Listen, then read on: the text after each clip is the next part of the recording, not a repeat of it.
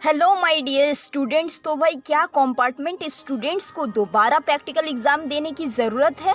ये जो क्वेरीज जो है ये कमेंट बहुत बार आया हुआ है स्टूडेंटों के, इसीलिए इस वीडियो में हम लोग इसी के फुल डिटेल जानेंगे और हम लोग ये भी जानेंगे कि भाई आपको एग्ज़ाम प्रैक्टिकल का फिर से देना पड़ेगा क्या या फिर नहीं। और इस वीडियो के एंड पे हम लोग एक गुड न्यूज़ भी जानने वाले हैं, सो वीडियो को एंड तक आप लोग ज़रूर से ज़रूर बने रहें। और जो भी स्टूडेंट नए आए हो इस चैनल पर, चाहे आप कंपार्टमेंट के हो या फिर आप इम्प्रूवमेंट एग्जाम दे रहे हो या फिर आप अगले साल 2025 में अपने बोर्ड एग्जाम की प्रिपरेशन कर रहे हो, आपके लिए सभी के लिए इक्वली इंपॉर्टेंट रहने वाला है हमारा ये चैनल। सो जल्दी जल्दी चैनल को सब्सक्राइब कर लेना और अपने दोस्तों तक जरूर से शेयर करना, क्योंकि हर एक स्टूडेंटों को अभी जो है ज़रूरत है सबसे ज़्यादा कंपार्टमेंट वालों की।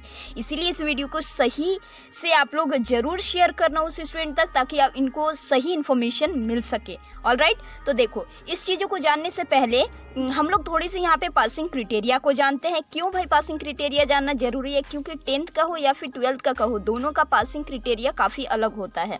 सो 10th का अगर पासिंग क्राइटेरिया हम लोग अगर जाने तो थ्योरी में जो है हमारे 80 नंबर्स रहते हैं और प्रैक्टिकल में हमारे 20 नंबर्स रहते हैं, और दोनों में मिला करके आपको 33% लाने होते हैं पास होने के लिए, ठीक है।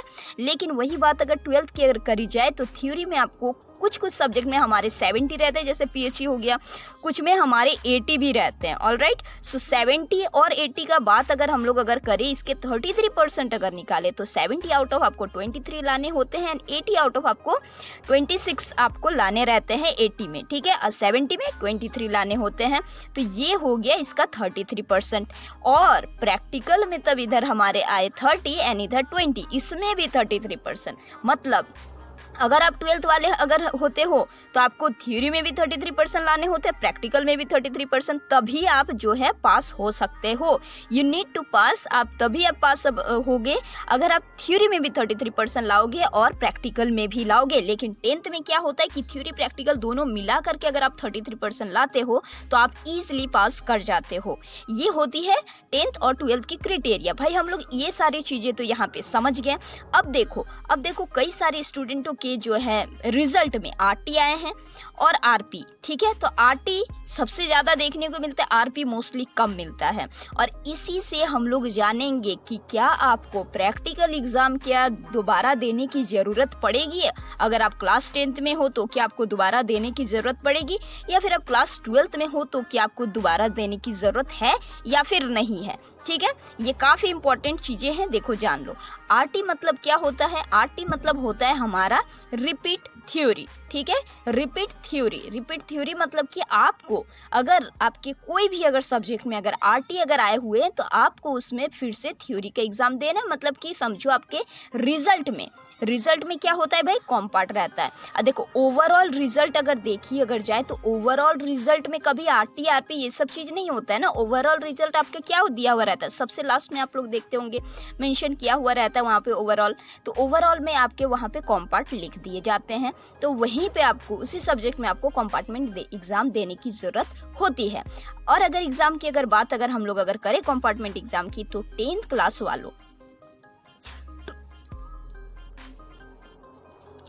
10th क्लास वालों में क्या होता है भाई कि कंपार्टमेंट एग्जाम 2 सब्जेक्ट में वो दे सकते हैं, ठीक है, in the month of July. और अगर आप अगले साल में अगर देना चाहते हो तो वहाँ पे आप 2 से ज़्यादा सब्जेक्ट में दे सकते हो।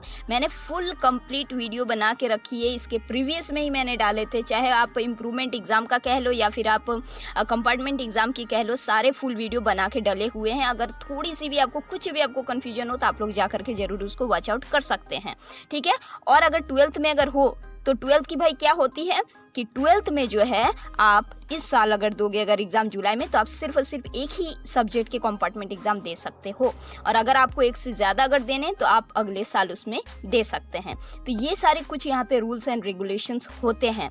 और मैं आपको कह दूँ कि आप अगर 10th में अगर हैं, आपके अगर कंपार्ट अगर लगे हैं, आपके साइंस में अगर लगे हैं, तो कौन कौन सा आपको इम्पॉर्टेंट चैप्टर करने हैं मैंने बता के रखे, जा करके देखना भाई, बहुत इंपॉर्टेंट है आपके लिए। साथ ही साथ चैप्टर के कौन से टॉपिक करने हैं जिससे कि आप ओवरऑल वहाँ पे मार्क्स अचीव कर सकते हैं और बहुत इजी तरीके से आप पास आउट हो सकते हो। सो वो सारे चीज़ों को आप लोग देखना। और देखो टॉपिक के कंप्लीट वीडियो डिटेल्ड भी मैंने बना करके रखे, इजी एक्सप्लेनेशन से। इसी आपके जो चैनल जो है, यही चैनल पे सारी चीज़ें डले हुए हैं, तो आप लोग बहुत ही अच्छे से यहाँ पे प्रिपरेशन कर सकते हो। चलो अब बात आती है हमारे सबसे इम्पोर्टेंट जो था कि भाई प्रैक्टिकल एग्ज़ाम।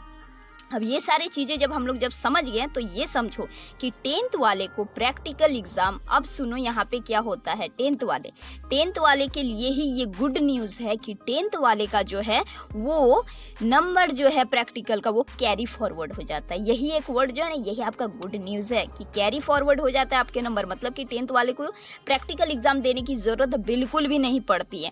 और भाई 12th वाले भी, अगर आपके एग्ज़ाम के रिजल्ट में आरपी अगर मेंशन अगर ना हो, समझो ठीक है, अच्छे से सुनो, अगर आपके रिजल्ट में आरपी अगर मेंशन अगर करी हुई हो तो आपको भी प्रैक्टिकल एग्ज़ाम देने की ज़रूरत नहीं पड़ती है। आरपी मतलब ही होता है रिपीट प्रैक्टिकल, ठीक है, मतलब कि प्रैक्टिकल दोबारा दो।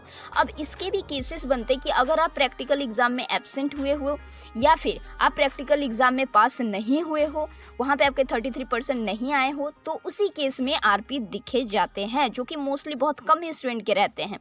तो अगर आपके एग्ज़ाम के रिजल्ट में आरपी मेंशन है तो ही आपको प्रैक्टिकल एग्ज़ाम देने की ज़रूरत है, ठीक है। तो ये हो गई भाई आपकी प्रैक्टिकल एग्ज़ाम की बातें। सो क्लास 10th और क्लास 12th वाले, आई होप कि आपको प्रैक्टिकल एग्जाम से रिलेटेड सारी कन्फ्यूजन अब क्लियर हो गई होगी। बाकी आपकी कोई भी अगर क्वेरीज अगर हो तो आप लोग कमेंट सेक्शन में ज़रूर देना, और फिर से हम लोग मिलेंगे एक नेक्स्ट इंपॉर्टेंट सा वीडियो को लेकर के। तब तक के लिए आप लोग अपने प्रिपरेशन पे लगे रहो और अपनी मेहनत पे लगे रहो।